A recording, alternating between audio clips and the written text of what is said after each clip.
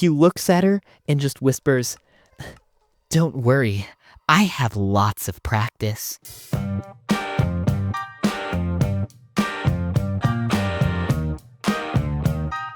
What's going on, guys? Welcome back to another WornKibbles video. This story is pretty crazy. It's about a time that one of my friends was forced to kiss the most cringe emo kid of all time. It was a pretty dark day for just like, that emo kid's dark, black soul that the world just doesn't understand. But anyway, guys, it's gonna be a good one, so let's get right into it. So, we're going to call this emo kid Edmund, and we're going to call the poor, unfortunate girl that had to kiss Edmund Sarah. So, with that out of the way, I'll give you guys a bit more background. So, this year, the school was doing a really, really good musical. Like, everyone was hyped for this musical. I'm not going to say what musical it was, but it was a pretty popular musical, and everyone was basically really excited about it. Specifically, my friend Sarah.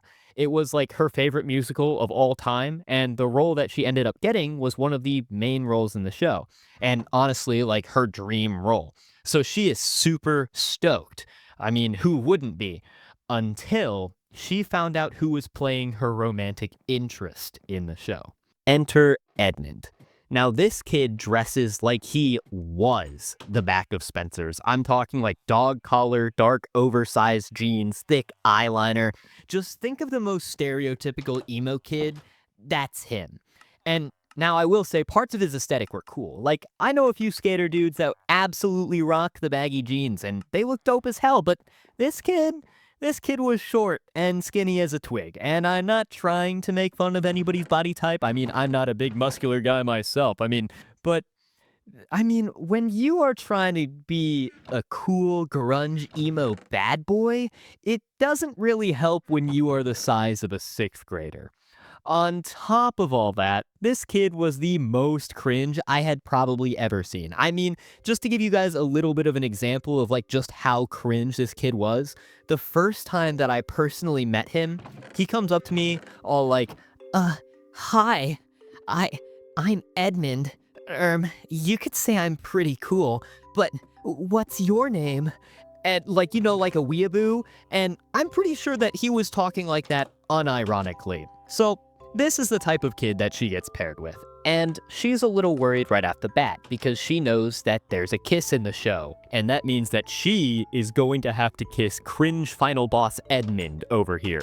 But she just kind of tries to convince herself it won't be that bad. Like, everything will be okay. It's not like this kiss means anything because it's for a show, which is true. Like, kissing somebody for a show is completely different than just kissing them in real life. I mean, obviously, but still, if I had to kiss Edmund, I think I would be running away screaming. But either way, Sarah decides to just put up with Edmund because, of course, it's like her dream role for a show. So eventually, we get around to the first rehearsal. And when we get there, this kid is beyond cocky. I mean, he did get like the best male role in the show, right? But there were also very little guys that tried out for the show, so it wasn't like he got the role because he was an amazing singer or anything. I mean, in fact, it was quite the opposite. This kid cannot read music at all, which no shame to anybody if they can't read music, but if you are in a musical, I think that might be a little bit important. And so we're sitting at rehearsal, and he is trying to sing along to the music without even looking at the music on the page. And let me tell you, I think a fire alarm going off would have sounded better than this kid. He is so incredibly far off that I lean forward and I'm like, hey, dude, why aren't you like looking at the music?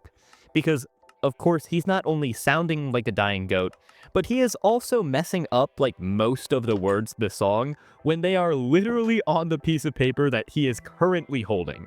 And this kid turns around to me and completely serious is just like, well, I don't know how to read music, and everybody that I've asked about my singing says I'm great, so why would I change what I'm doing now?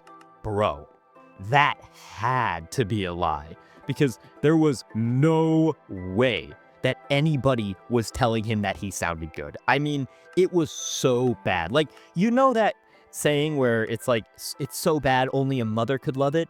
There ain't no way this kid's mama was loving it. There was no Happy Meal, no McChicken, ba-da-ba-ba-ba, no sir. This was a literal assault on our eardrums. Nobody is loving it. So rehearsal continues, and while the rest of the cast is trying to actually, act, Edmund is busy treating the auditorium like it's his own personal dark aesthetic music video. He's leaning against the stage props, sighing dramatically, and trying to give everyone the smoldering stare through an inch of eyeliner. It was like watching a middle schooler try to audition for a vampire movie that nobody asked for. Somehow, in the first rehearsal, he had gotten Sarah's phone number, claiming that it was because they had to work together because they were like the main parts or whatever, but Edmund had other plans. The moment Sarah got home from rehearsal, he started sending her just a wall of text, saying that they were going to be so good and so much better than all of the other leads in the show. And then he proceeded to send like 15 messages just trash talking other people in the cast. Keep in mind, Sarah is just trying to process that she got her dream role. And this human Hot Topic ad is already in her DMs trying to start a high school drama war. But it gets worse. Edmund was a total two-faced diva. He started trash talking Sarah to like a bunch of other people in the cast, and then he would just turn around and talk to her about how amazing she was. So one day in rehearsal, he's in the corner trash talking her to like other cast members, calling her a terrible actress and saying he wishes he was paired with somebody else. And then about 10 minutes later, he went out on stage and completely blew his blocking and all of his acting because he was too busy being a hater and trash talking when he was supposed to be paying attention to the scene. So of course, my friend Sarah is just getting more and more fed up with this kid. But eventually, the day she feared the most had to come. The day of the kiss. Now, you have to understand that this was in high school, so this was actually going to be Sarah's first kiss, which like really doesn't mean much in retrospect, but from like a high schooler's perspective, that's like a big deal. And because the universe has some sick sense of humor, Sarah is actually losing her voice that day. So she's standing there physically unable to defend herself, and Edmund starts cornering her. He keeps asking, "Is this your first kiss? Is it?" And when she finally nods, this kid, this skinny eyeliner wearing Discord mod sounding kid, looks her in the eyes and says, "Well, at least you're doing it with someone you like and not someone like gross or anything." I'm sorry, what? You're not gross? The ego on this guy is big enough to have its own zip code. Sarah didn't even like him. Nobody liked him. He was the human equivalent to a damp basement. Nobody wants to hang out there. And then, right before the scene starts, he looks at her and just whispers, "Don't worry, I have lots of practice." Bro, practice with what? Your anime body pillow? When they actually lean in, Sarah said it was like being pressed against a wet sponge. The kid had the wettest lips in recorded history. She literally had to wipe her mouth every single time the scene ended just to feel clean again. But wait, it gets worse. And I know what you're all thinking. How could that possibly get worse? Well, this was the first time they had kissed, which was a rehearsal, meaning she had a few more times to get the emo Edmund experience. The night of the performance came, and as Sarah walks on stage into the scene where they kiss, she sees what has to be probably the worst thing that you're going to see when you have to kiss a cringe emo kid. Honestly, worst thing that you're going to see when you have to kiss anybody. He has a piece of leftover food stuck to his lip. And as this kiss grew near, it wasn't falling off. And soon it was time for the kiss. And as he pulls her in, she notices something almost just as bad.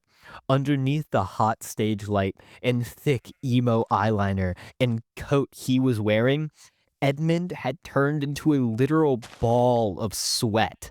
and she puts her hand on the back of his neck to make the kiss more dramatic and realizes that was one of the worst mistakes of her entire life.